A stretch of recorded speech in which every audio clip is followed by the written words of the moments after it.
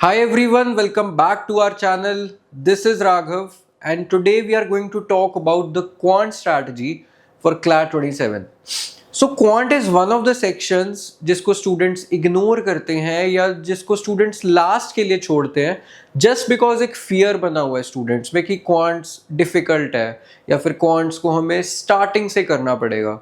But let me tell you what should be your strategy to cover this section and to get full marks in this section. So let's just understand what the previous year question papers show about this section. So in CLAT 23, we have got a total of 15 questions and two sets. So one set can be of 7-8 questions. So 15 questions of two sets. Then in CLAT 24, we got 12 questions and two sets. And in CLAT 26, we got 12 questions and two sets. So दो sets तो आप expect कर ही सकते हो. And the topics are percentages, ratio proportion, averages, and your time, speed, distance, and time and work. So these are the 5 major topics जिससे कि आप अपना quant section expect कर सकते हो. And if you are thorough with these 5 sections, if you're thorough with these 5 topics, you are very good to go in this section. So each and every exam shows, each and every PYQs shows us that 2 sets are minimum in the exam. So if we talk about what actually comes in the exam, what is actually seen in the exam, so these are the 5 topics which are mostly seen in the exam. The first topic is percentage. Of course, this is seen in almost every set. So percentages is one topic which you can apply in each and every set, which you can apply in each and every question, and it's also applicable in ratio and proportion, time and work, time, speed, distance. So percentages is the basic of this section. That is why it's one of the first sections, it's one of the first topics that we start while we solve this section. Then the second topic is ratio and proportion. So this also forms the basics of this section. It's also one of the first topics that we start along with percentages, and it can be seen in each and every set, in almost every set of every PYQ. So the number of males in a particular showroom is 100. The number of females to males ratio is 5:2. So what is the number of females? So this is one of the basic questions, but it's the core questions that come from this topic. Then the third topic is averages. So averages is also very easy if you know the basics, if you know the basic formulas, the basic calculation behind averages. It's very easy and it's frequently embedded in your PYQs.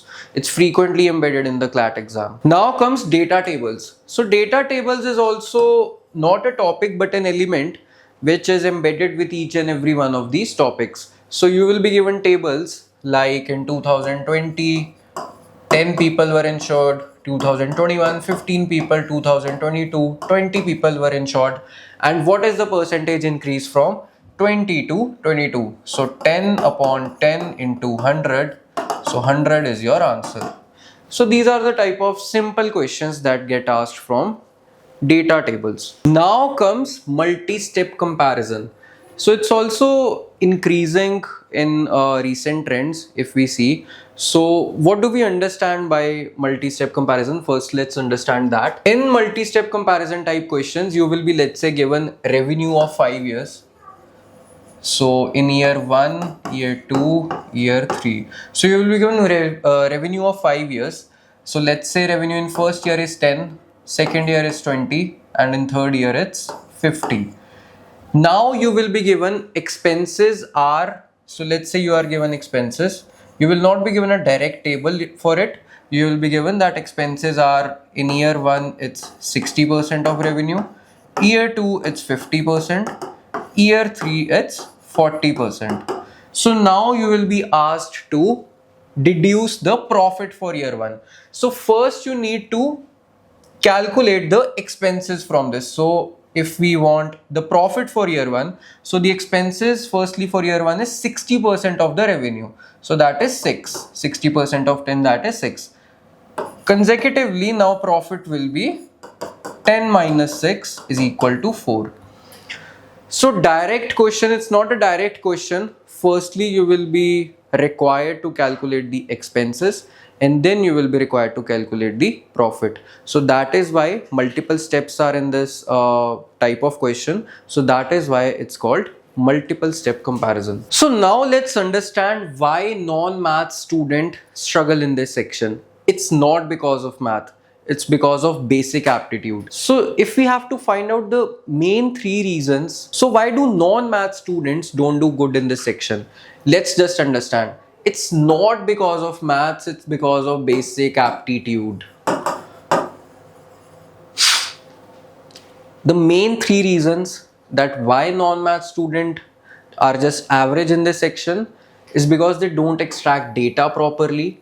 So as an example that I gave in the last slide, if we are talking about the expenses from revenue, you've got to tabulate the data properly. So let's say you are firstly given income. Firstly you are given income year 1, year 2, year 3, and then the expenses are given to you in a word form, in not a table form, in a word form. That expenses are 60% of year 1, 60% of income in year 1, 50% in year 2, 40% in year 3. So if we assume that the income in year 1 is 10, income in year 2 is 20, and income in year 3 is 30, expenses for year 1 should be 60% of 10, that is 6, 50% of 20, that is 10, 40% of 30, that is 12.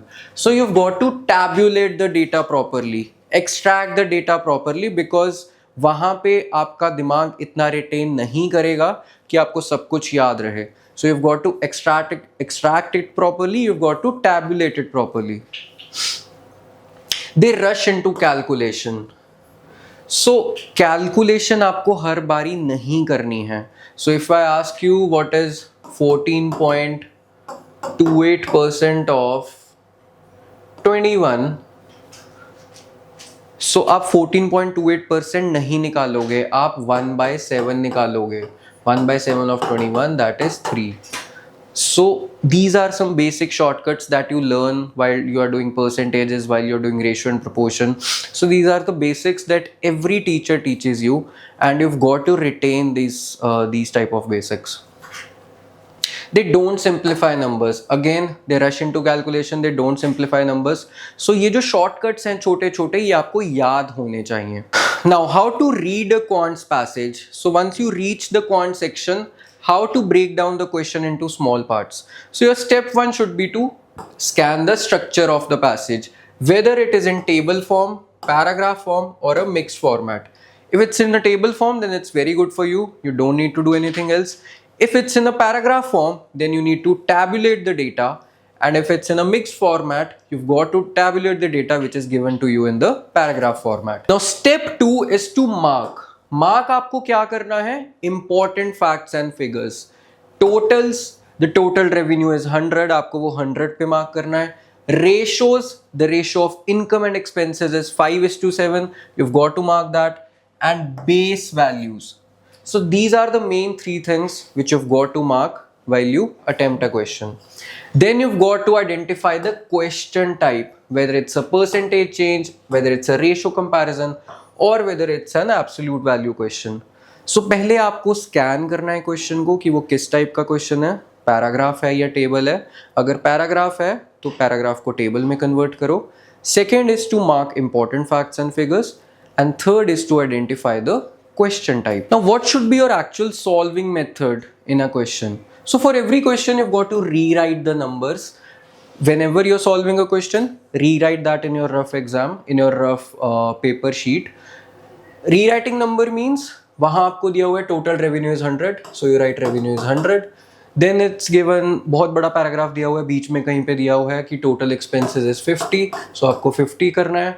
Then you've got to convert the numbers to simple form.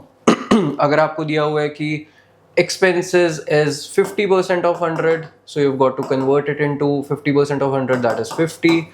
If it's given that the expenses is 2/5 of 100, सो यहाँ आपको convert करना है, तो आपका जो expenses आएगा वो आएगा 40. So you got to convert to simple form and then calculate the answer. If you follow this method, you will be 100% getting the correct answer. And also, instead of direct percentages, you've got to convert the percentages into fractions. If it's given 33.33%, 50%, 75%, so अगर आप उसको 75% को, let's say it's given 75% of 75, तो 75% अगर आप वैसे calculate करने जाओगे तो शायद आपको ज़्यादा टाइम लगेगा. बट अगर आपको बेसिक नॉलेज है तो आपको 75% पता है कि 75% इज 3/4, 33% इज 1/3. सो डायरेक्ट आपको conversions from percentages to fractions, that is very very important. आपको आना ही चाहिए ये. This is the first thing that you should do when you are starting to prepare for the quant section. Now what should be your sources to study from? What should be the multiple books or the multiple sources that you should use to prepare for this section? So the one very important thing, very major thing is that you shouldn't use multiple sources. Just stick to at maximum 2 to 3 sources. Don't do more than that. So if we talk about the primary source, of course your primary source should be CLAT PYQs. PYQs ही आपको बताएंगे. PYQs will tell you what is the exact level of questions, what is the exact level of aptitude that the CLAT consortium expects from you. So CLAT PYQs should be your primary source. Once you're done with the CLAT PYQs for, let's say, the previous 10 to 15 years, then for concept building you should do NCERT class 8 to 10 maths, very very basic maths, percentages, ratios and averages. So these 3 topics are the main topics as we've discussed about. So time speed work, time speed distance and time and work भी कभी कभी आ सकता है, but these 3 topics form the core of this section. So you should be prepared with the NCERT from these 3 topics. Then for practice, what I'll suggest you is do sectional tests with time. So timed sectional test is very important, and caselet DI PDFs again comes in the category of sectional tests only, and previous mock sections. And watch videos if you are weak, if you are having some difficulty in a certain concept. Let's say successive percentage में आपको difficulty आ रही है या successive discount में आपको difficulty आ रही है, तो सिर्फ उस specific topic की you can refer to a video on YouTube. Avoid doing CAT level questions. They are certainly at a higher level than CLAT. So avoid doing those question types. Just stick to CLAT relevant questions. Now what's the daily routine that works for this section? So daily 40-50 minutes if you dedicate to this section, they are more than enough. And what should be your daily tasks? So the first task is to attempt a one full quant set, that is a case based DI set. So अगर आप DI sets नहीं solve कर रहे हो और सिर्फ one word questions या फिर one liner question solve कर रहे हो, तो you will face a lot of difficulty in the exam, because वहाँ पे you will get questions in paragraph type, और अगर आप सिर्फ one liners, two liners questions कर रहे हो तो you will certainly face a lot of difficulty. One liner questions are to build your basics, but to build practice, to build momentum, caselet DIs are more important.